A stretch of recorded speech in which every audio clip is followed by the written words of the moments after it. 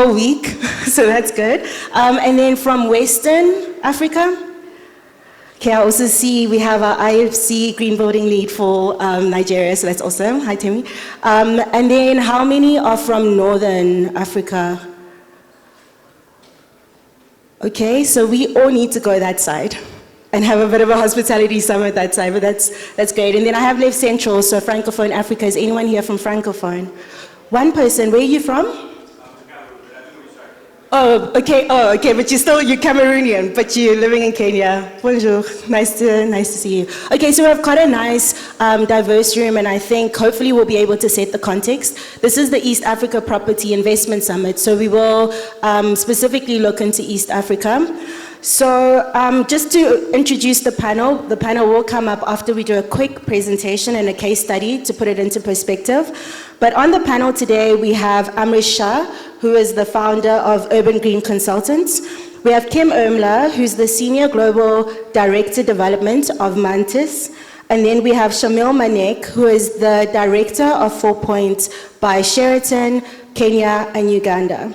And the idea of this session is to speak about the growth of green hospitality developments. There's always a bit of a myth that if you go green, it's going to be more expensive. And we're hoping that we'll be able to really unpack that and see whether or not there is a risk or opportunity in looking at environmental social governance principles. What we do know is that the hospitality sector is probably going to be the most impacted by climate change. As we continue to see biodiversity losses, as we continue to see global warming and increase in extreme temperatures, not only would it be difficult if the tourists come and everything you're presenting is not available, but also the cost of operating a hotel starts to be more expensive. So how do we change this? And how do we pull sustainability into that? There's some great initiatives. So there's the Better Hospitality Initiative that the IFC, which is the International Finance Corporation, EDGE team has been looking at. So how do we get and gather the hospitality sector on this virtual platform that will be going from April to June? So if any of you, do we have any hospitality developers in the room? No? Okay, hospitality operators? You put your hand up very low, but nice to see you. So who is in the room in terms of, is it consultants? Investors, consultants. Do you have any investors? Any financial institutions? I'm just letting everyone do this because lunch is afterwards. So if you see someone who you want to speak to, then that's fine. But basically, the idea is to be able to see how do we integrate ESG. Is it a risk? Is it an opportunity? Is it something we can't run away from? And how do we ensure that our hospitality sector in Africa is resilient? So with that, to put it into practical perspective, we will invite Amrish Shah on the stage, who will present a case study, because this building, Radisson Blue, Nairobi Upper Hill, is actually green building certified. So you're actually experiencing what it means to have ESG and sustainability in a building. So over to you, Amrish. And he'll present a case study to explain this building so that you can actually see it in context before we let our panel come up and discuss it a bit further. So over to you, Amrish. Thank you. Hi, thanks, Vera. Good afternoon, everyone. Ladies and gentlemen, my name is Amrish Shah. I'm the founder and principal of Urban Green Consultants. We're at the forefront of the green building movement in Kenya. It's been a long journey over the last 12 years trying to get the buy-in from the development real estate sector on the green building journey. We achieved the first LEED certified building in Kenya 10 years ago. And since then, it's been a long slog, but finally, over the last few years, it's all sort of come together, and we've been involved in over 60 green building projects, 10 African countries, and achieved over 40 certifications, and very excited to see this momentum happening. So recently, we were engaged by the Radisson Blue Hotel here, and about 2023, beginning of 2023, and they wanted to see if they could pursue EDGE certification. to do that, it's an existing building, right? It's property, it's been sitting here for 12 years. It is what it is. So we came in and we did a very comprehensive energy and water audit on the property. We looked at, to try and understand the baseline consumption and all the inefficiencies. And we assessed all the following items, lighting, HVAC systems, the existing solar hot water system, which was decommissioned at the time, pumps and plug loads, smart metering systems, boilers, chillers, the PV potential, water fixture flow rates, rainwater, groundwater treatment plants, and the irrigation systems. We went a lot deeper than what the EDGE certification requires. That was part of just the scope, was to kind of go deep and see what kind of practical measures the hotel could pursue, just to, purely from an operational efficiency point of view. And so looking at that, after we recommended all the measures, the hotel decided to adopt certain measures that they took on, and this included retrofit of inefficient lighting fixtures to LED lights or efficient LED lights, installation of occupancy sensors, variable refrigerant flow systems, air source heat pumps, smart meters, low flow aerators and auto shut-off valve taps, and recommissioning of the solar thermal plant that was existing before that was decommissioned. With all these measures, we used the EDGE certification tool to quantify and measure the savings to the project, and using the EDGE baseline data. EDGE has its own unique way of measuring its baselines, and we achieved a 42% energy savings, 24% water savings, and which resulted in amounts to 142 tons of CO2 operational savings per year. So that was a great achievement, and what that means, 42% allows a project to have achieved EDGE Advanced certifications. Any projects that achieve over 40% in energy savings is an advanced savings. And congratulations to the Radisson Blue team for getting this over the line. It's one of the first hotel developments to achieve EDGE certification in the market here. So commendable to the team, and I think there's a bit of a ceremonial handover of a plaque. There really is. So with that, we will be inviting the Green Building Lead for East Africa, Dennis Papa. I always try to pronounce it. I'm not so good, but we'll be inviting him up. And we'll also be inviting Russell Story, who is the hotel manager for Radisson Blue, Nairobi Upper Hill. We were looking for you. This is good. Well done. And if we could please have our photographer come up. But this is what it looks like to actually have a green building certification. And obviously would love to deep dive into what that looks like. So please do look for the IFC desk outside, because that will be helpful, because every hotel is different. Every hospitality building, because obviously we know it's beyond just hotels, are different. So congratulations. I don't know if you wanted to say something. Everyone said they don't want to say anything. But Russell, I'm going to put the mic on you.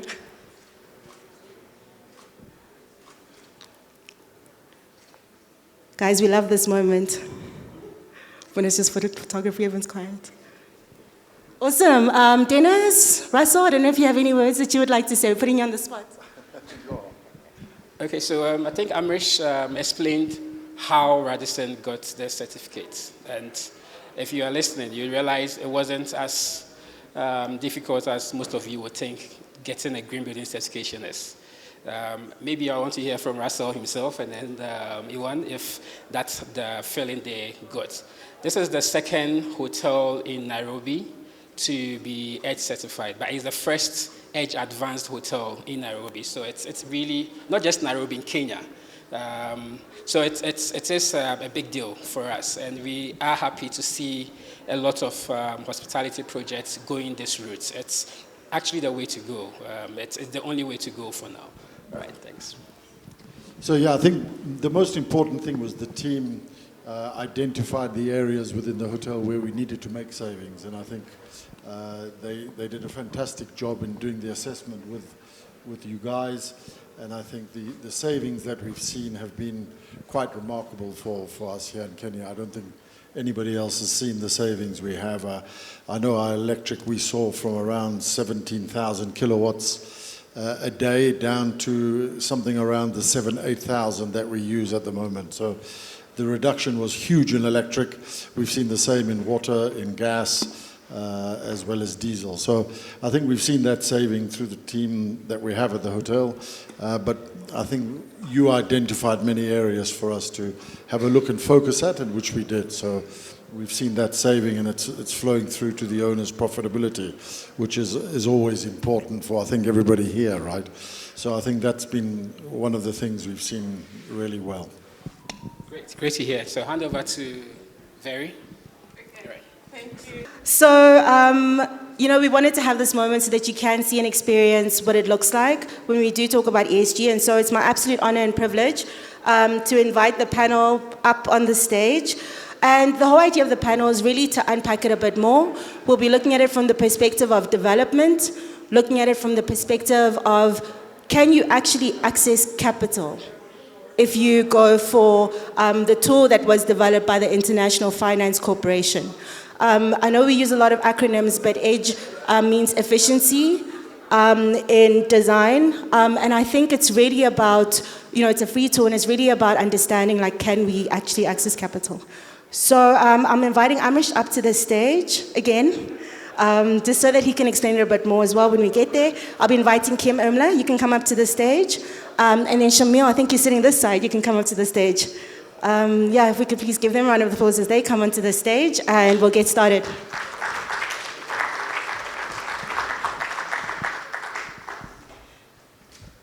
We are not sure if we'll have time for questions, but if we do, we'll definitely do that. If not, as I said, everyone kind of has known each other in the room, and you can see our panelists. So let's continue with the networking around this. So I will start with you, Kim. So, there you go. I was going to say best for last, but clearly... I'm so sorry.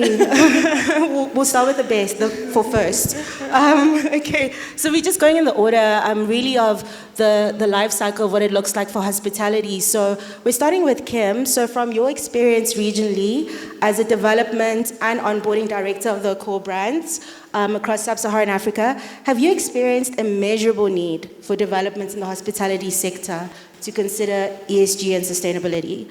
And I think that's the first part of the question, but the second part is it actually feasible in the East African economy? We've seen the platforms before, the plenary sessions, there's been a bit of good and bad. So, have you seen a need, and can we actually do it in the East Africa economy in this moment in time? That's a lot of questions. I know. In one.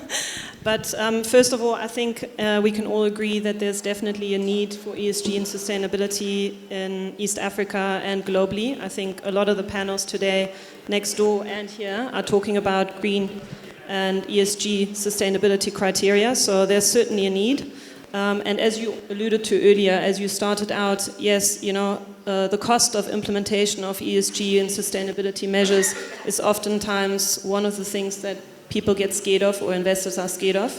Whether it is feasible, I think we need to consider from early on that, the longevity of your property, and I think reasons why a lot of the properties today are also going the green route and getting EDGE certified and getting Green Key is in order to stay, at the top of the market. If you're looking at, bookings.com or some of the other distribution channels that you have, a lot of them are ranking properties in terms of, eco-conscious criteria of the properties. And in order to actually stay competitive and, continue to getting guests into your property, you need to actually go the green route. And you can actually start small. It doesn't have to be massive. You can really start with smaller implementations, be that getting rid of single-use plastic within your hotel. As an investor, you want to increase your asset value at the end. So first of all, you're getting more clients. You actually nowadays have an ROI on going the ESG route because people are actually willing to pay more for a hotel that is Green Key certified. So you're increasing your revenue by implementing certain cost savings, as we heard about, this property where you reduce 42% of your energy consumption cost, you're reducing the cost base, you're increasing your profitability, and in the end, it will increase your value. And actually, those properties oftentimes come at a higher NOI multiple than your generic properties. So it's not even that they apply the same multiple, they're actually far more wanted or sellable, so to say. And then last point, and then I'll leave it, otherwise I'll keep talking for the whole panel. But, also in terms of getting funding, you have, even with ACCO ourselves, we have sustainability-linked bonds. I know that certain of the owners, partners of ours, that also have sustainability-linked bonds where certain criteria have to be met on an operational level and construction level. So in terms of getting more affordable funding is also another aspect why you should go the ESG and sustainability route. Absolutely, and thank you. I know we want to hand over to everyone, but you mentioned sustainability-linked bonds. This is not a planned question, but I know you know it completely. Where's IFC? They're outside. But can you please, because what I've realized is that in our sector, I didn't even introduce myself, but hi everyone, I'm Barry. I'm a green boarding consultant and an age expert and age auditor. But what we've seen in our sector is there's a lot of jargon. So you hear ESG, TCFD, TNFD, SF, it's just a lot. So I think, could you please unpack sustainability-linked bonds? I'm kind of putting you on the spot, but even if it's just high level or even where people can get more information. Sure, I mean, an example would be where, your interest rate that you pay on your debt is actually cheaper, provided that you meet certain ESG sustainability criteria by a given timeline. And if you do not meet them, your interest payments can actually increase. So it is in your interest to implement them as fast as possible. So ACCO, for example, is going towards zero-based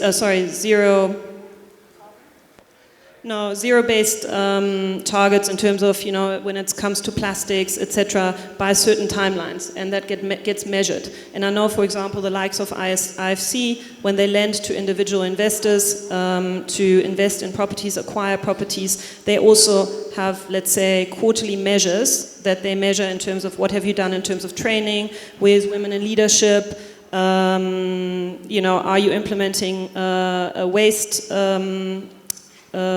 measures. So for example, ACCO offers Gaia, which is a system that we implement in hotels that is a tool to actually measure the food waste that goes in and out of the kitchens. So these types of things, they want to see them on a quarterly basis, and then basically your interest rates are linked to that. Okay, that's great, because obviously if the interest rates are a little bit lower, then that means that it kind of aligns access to capital, but also keeping ESG and measurably. So not greenwashing, and also not just looking at, the building's energy performance, but also looking at the social aspects as well. So I think we could unpack that for the whole day. So maybe next time, where is Murray? But yeah, so I'll go over to you then, Amrish. So following on from what Kim had mentioned, do you think that hospitality and doing sustainability and green building certifications does really give access to capital? What does that look like? Who do people go to? Again, probably a whole session in itself, but I think just, is it just for some, or is this something that everyone in the room could access, or at least support hospitality sector to access? Yeah, I think, there is an increasing amount of grants, green bonds, loans that are coming out. I think the Acorn Housing Holdings, launch of their green bond to fund their student housing projects was extremely successful. It was oversubscribed. I think that's a strong indication of investor confidence, perceived reduced risk on a green project. So, from that point of view, definitely, on other investments, ESG-focused investment funds, is increasingly prevalent. We've gotten a lot more busy because of that. We've got a lot of developers coming out of the woodworks saying, hey, we can access some green funding here and there. We need to build green. How do we do it? And that's been really interesting for us recently.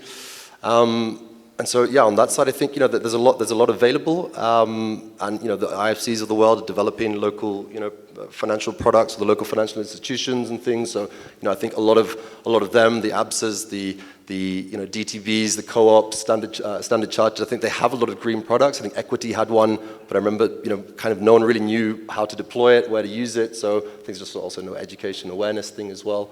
So that's there. And I guess the last lagging thing is government, tax and rebates. It'd be great to see that come through. We've got, the rest of the world has, a lot of incentive structures from governments, tax incentives, rebates for, energy efficient design.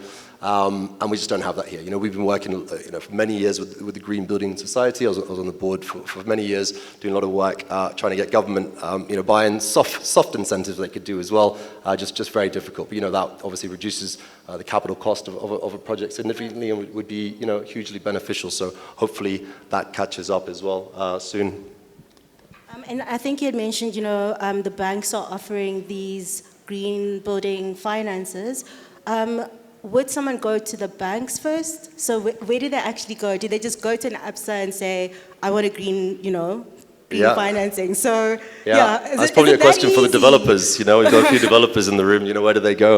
I can see Shamal here, Kavita, Dhruv. These guys are always, talking about, talking to the banks. So I wouldn't be able to give, too much comment on that. But yeah, I guess. Yeah.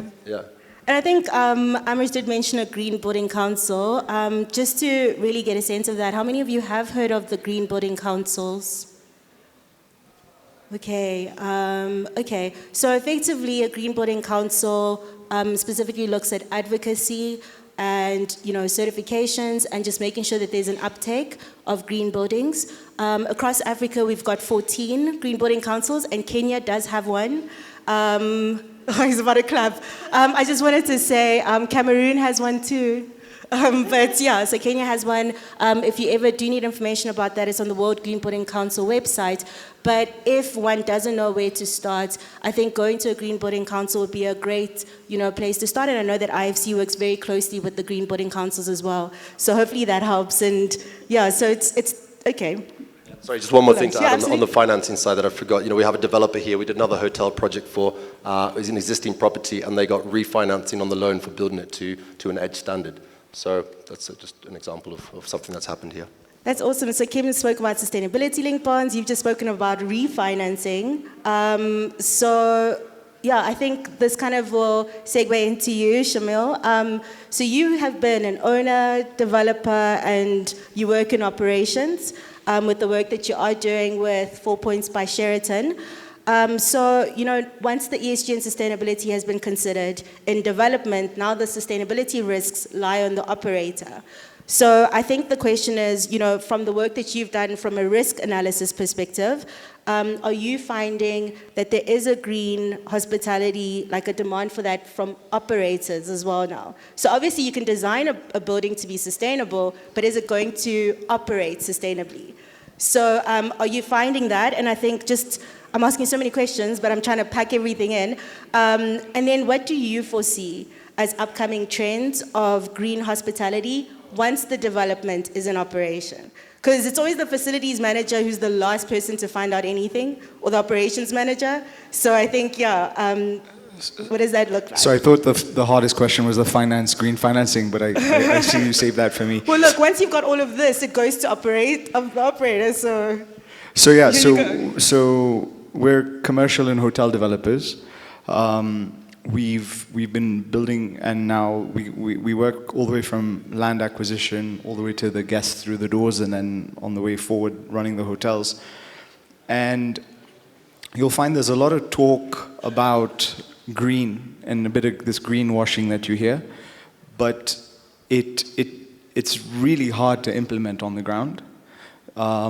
So during the development stage especially, and then eventually, it tends to be easier from the operations standpoint, as long as you're focused on it. And there are a lot of benefits to it. You'll find in operations from the cost side, especially like Amr showed with the Radisson Upper Hill. So it just depends on how you implement it, how you monitor it, and is it aligned to your bottom line? And I think more and more we're finding as developers and operators that going green is not just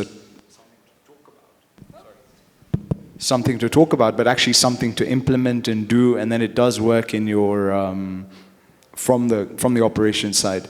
And to monitor it as well, you just have to sit on, which you have to do anyway in this part of the world. You just have to sit on top of your people. So, So yeah, and the second part of your question, sorry, remind me. Microphones, okay, there you go.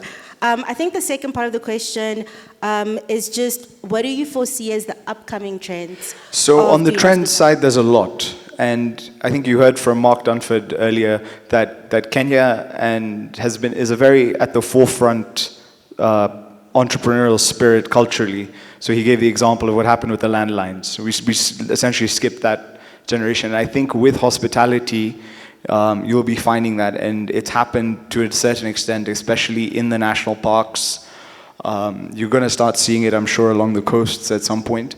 But when you're building in a national park, you have to skip over, like, there's no power grid, and it doesn't make sense to run generators, right?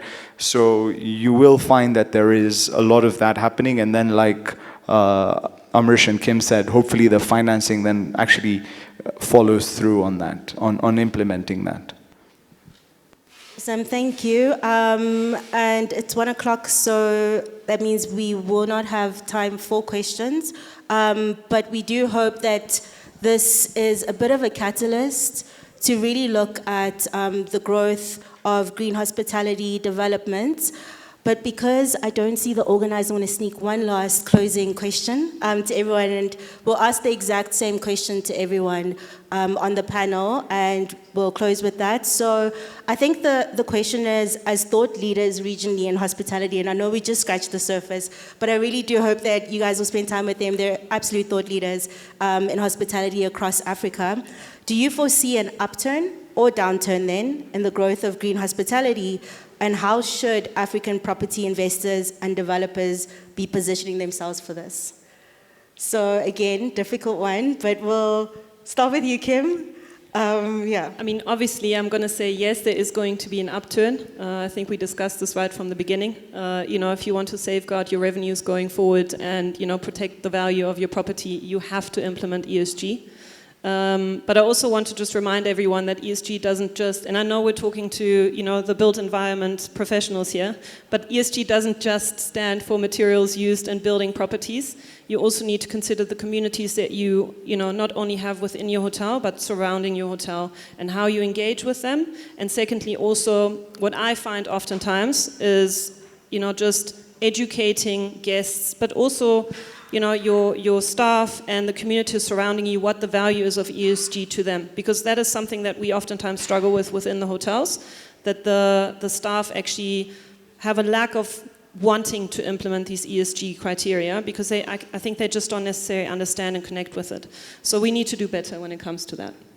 Absolutely, thank you for that. I'll go to you, Shamil, especially the example that you spoke about. If you're in a game reserve, it's not too, sorry, I'm leading the answer. So the question again for you is, do you foresee an upturn or downturn in the growth of green hospitality in East Africa, and how should African property investors and developers be positioning themselves? Yeah, I'd have to agree with Kim. Upturn for sure, especially in remote areas, remote parts where the opportunities lie.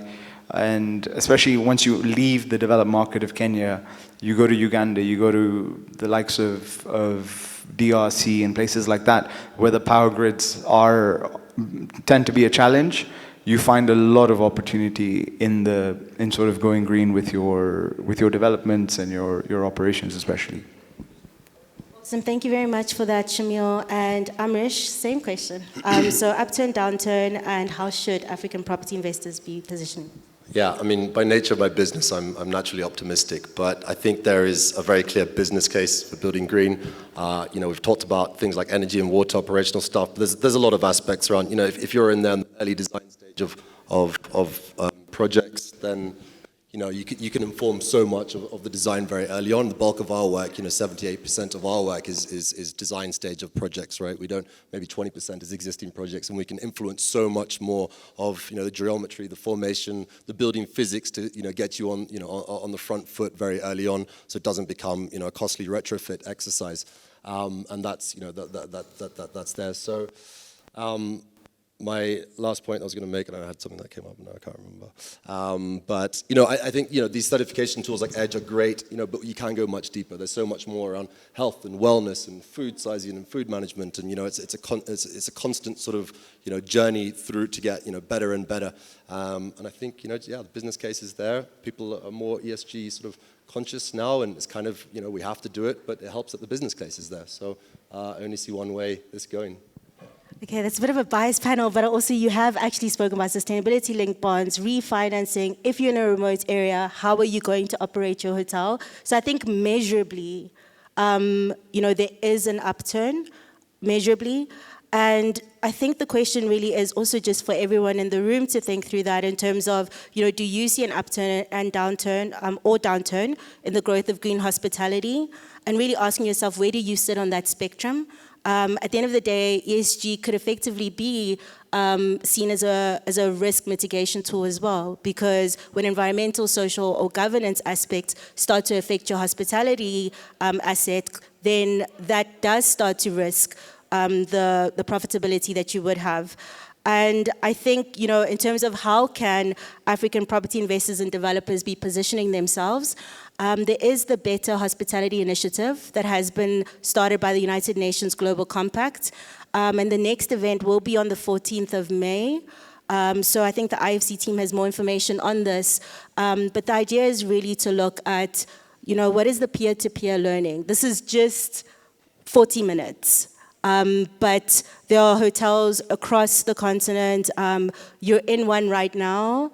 And so I think it's really about understanding that there is going to be growth of green hospitality development and asking yourselves the question, if you're a consultant, if you're a developer, if you're an investor, if you are, you know, in insurance, for instance, it's asking yourself, are you positioned for that? So thank you. I'm on time. I'm so happy. Thank you very much to our panelists. As I said, you know, it's lunchtime. I think, you know, if you have any questions, please feel free to find any of them. I'm just volunteering you all. But thank you very much. Thank you to all of you for being a part of this. We really hope that that was helpful. And this really is a catalyst towards ensuring that the tourism and hospitality sector, which actually contributes 10% to the GDP of our continent and provides 14 million jobs, you know, ensuring that we as Africans or for Africa continue to mitigate climate change through applying some of these things on your hospitality project. So thank you very much. Enjoy your lunch. We were promised a tour of Radisson, but enjoy your lunch and really just, you'll be able to see what green building certifications look like. Thank you, Murray. Thank you.